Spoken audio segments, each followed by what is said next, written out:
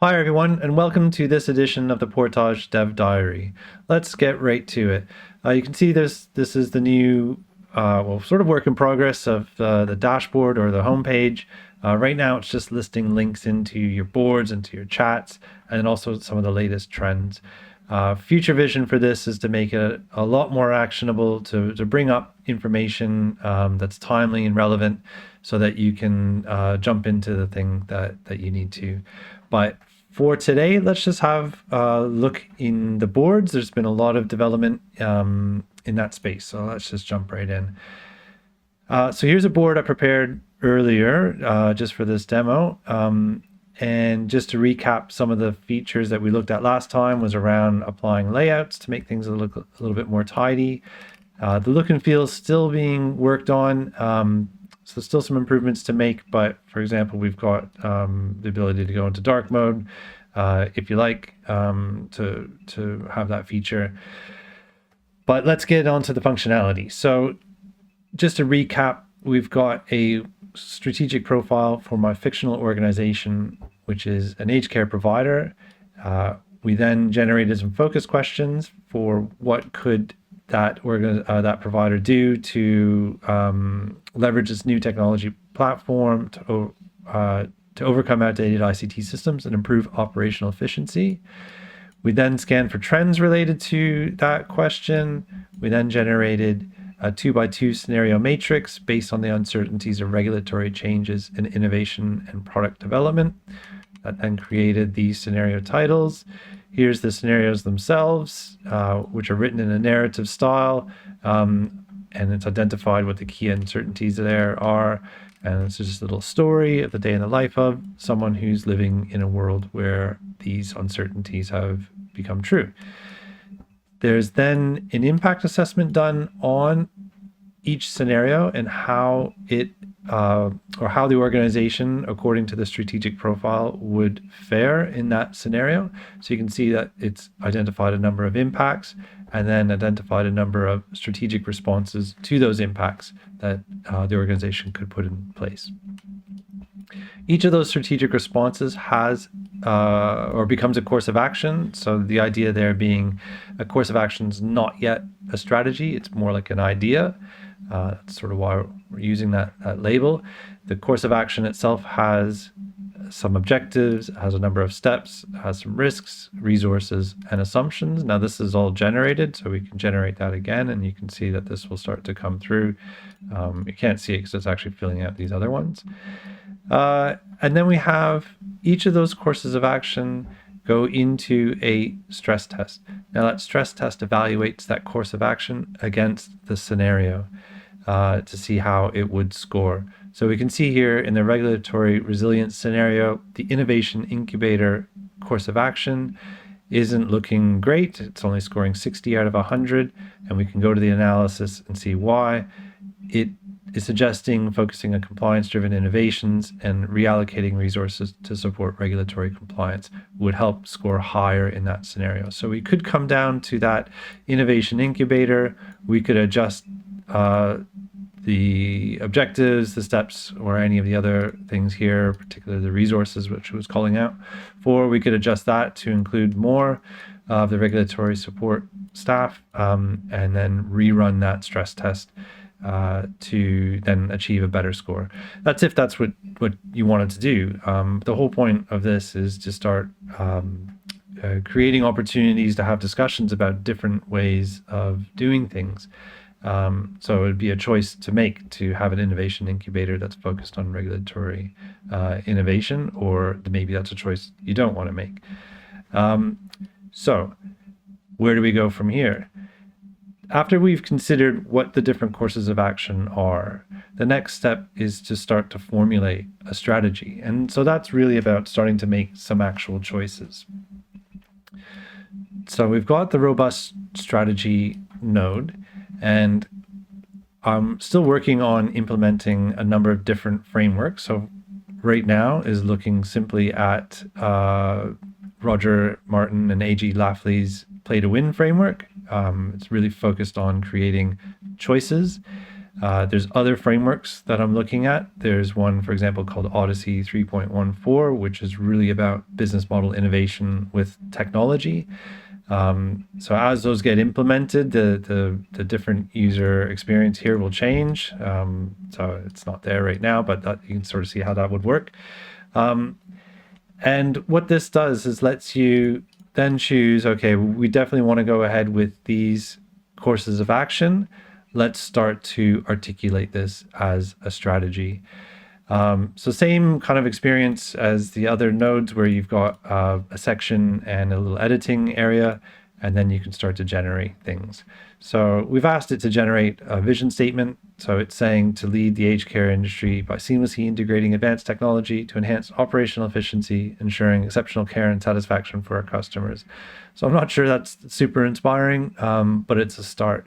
And I think that that's probably the most important thing to take away from using this node in particular is it's not about getting it perfect. It's about getting a start with things. So being able to get that initial bit of content, initial idea written down on a piece of paper or written down, for example, on the screen, so that you can then have that discussion with your stakeholders.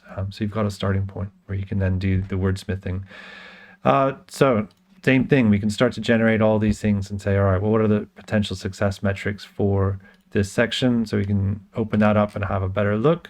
Not bad from if we were looking at a corporate strategy for an aged care, looking at maybe 5 pillars. So technology, customers, workforce, regulatory, and then probably some around of in my profile for this organization that I had low digital dexterity. So this would be a focus area for that organization, which is probably a good thing to do. Now, according to the framework, it's about having a winning aspiration. It's about making choices about where to play. So we can generate what that market may look like. So we can see that it's identified that self-funded retirees are probably a market to focus in. And then in Australia, there is a government program that funds aged care for older people. So that would be another target market. And so you can see it's starting to pull out what the characteristics of that market look like, what their demographics and psychographics are. And it's also saying that we're going to make a choice about focusing solely in the Adelaide region. We always need to have a justification about why. So this is why we're making the choices. So it's alignment with our strengths. And then it's addressing the main focus question. So we can go through and start to generate all of these. We can do them all at the same time. So this is how to win. This is how we think after making that choice of where to play, why we think that we can make the right choices to win. So in this case, the choices around focusing on advanced technology, and focusing on self-funded retirees, remaining local, developing partnerships to enhance our workforce, and using technology to provide new product innovation. We've got a differentiation strategy, so advanced tech, workforce excellence and innovation, and then to be really clear, there's some won't do's, which is we're not going to provide generic sort of one size fits all. It's going to be very bespoke and targeted. Now we look at what are the must-have capabilities. Give that a moment to generate. So it's starting to look at those choices and then to create what are the things that we need to have in place to make those work. Now this is going to look at the strategic profile and say, well, here's the major gaps from that profile to the capabilities that we've just identified.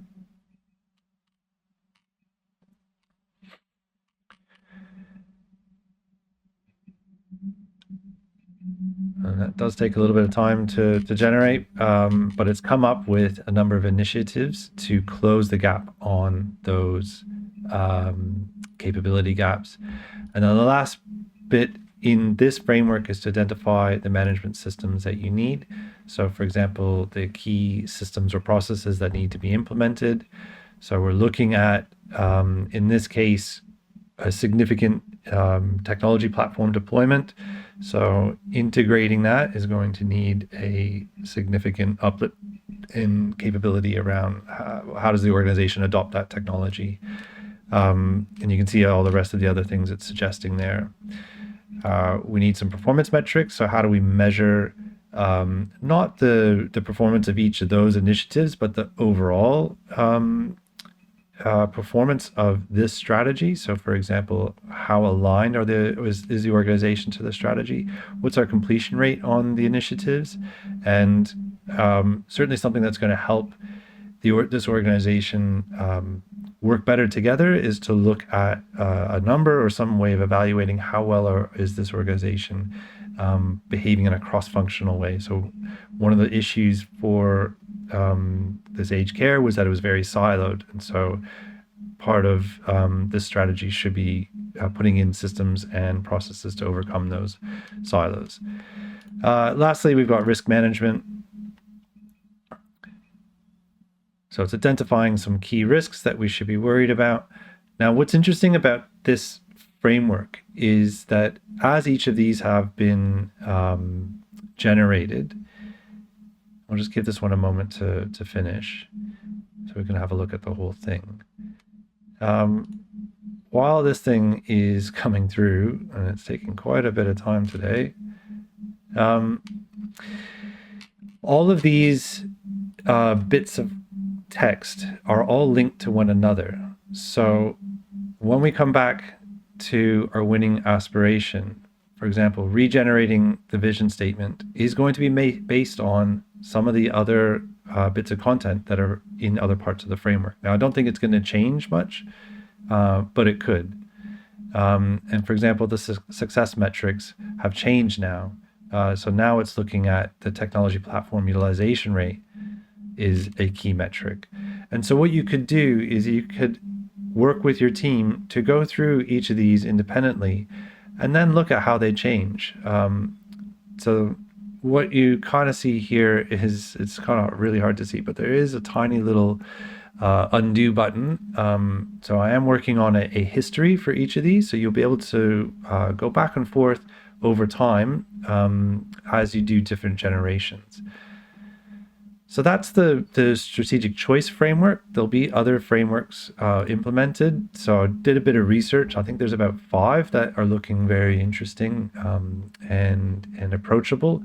So if you have any real strong opinions about a particular framework to implement, certainly let me know.